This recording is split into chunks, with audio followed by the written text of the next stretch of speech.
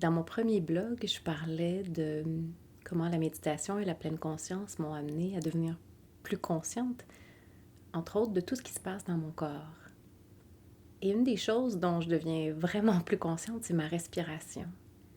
C'est fascinant comment de jour en jour, de semaine en semaine, ma respiration change. Et il y a des jours comme ces jours-ci où je la sens difficile, comme si j'avais vraiment de la difficulté à laisser respirer le corps naturellement. Il y a comme une subtile forme de contrôle. Ma conscience, elle ne fait pas juste observer la respiration, elle est vraiment... c'est comme si elle veut s'en emparer, la régulariser, la ralentir. Puis il y a des moments où je pense que c'est utile pour moi, pour vous, euh, d'en prendre conscience puis de la manipuler, la respiration. C'est par exemple quand on est au travail, qu'on devient très stressé, on peut prendre conscience de «Wow, j'ai un grand niveau de stress» et là, choisir de ralentir la respiration, par exemple, la régulariser.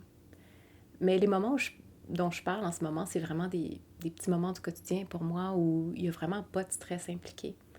Comme en ce moment, juste avant d'enregistrer ce blog, je notais à quel point ma respiration était, j'ai envie de dire, il y a comme une, je sais pas si c'est contraction le bon mot, ou une contrainte, ou je sens qu'elle elle peut pas suivre son cours naturel. Il y a quelque chose en moi qui, ou peut-être physiquement aussi, qui fait que c'est plus difficile, parce que dans les derniers jours, j'ai senti comment, au niveau de mes côtes, de mon diaphragme, il y a une petite contraction. Donc, peut-être qu'il y en a d'autres comme vous qui devenez de plus en plus proche, conscient de votre respiration et qui a remarqué toutes sortes de périodes, toutes sortes de phases comme ça dans leur respiration.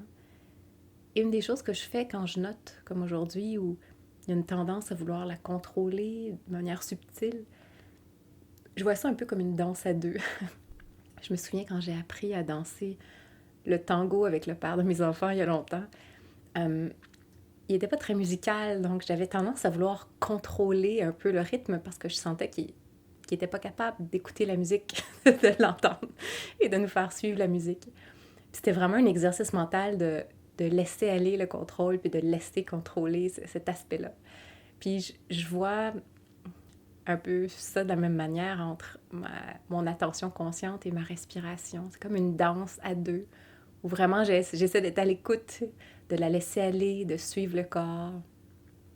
Vraiment ce relâchement de contrôle. C'est drôle comment c'est pas toujours comme ça. Il y a vraiment comme des phases. C'est très, très intéressant de rester connecté comme ça sur la respiration. Puis ça aide à vraiment rester dans le moment présent parce que la respiration, elle se déroule vraiment dans le moment présent. Donc voilà ce que j'avais envie de partager avec vous aujourd'hui. À la prochaine!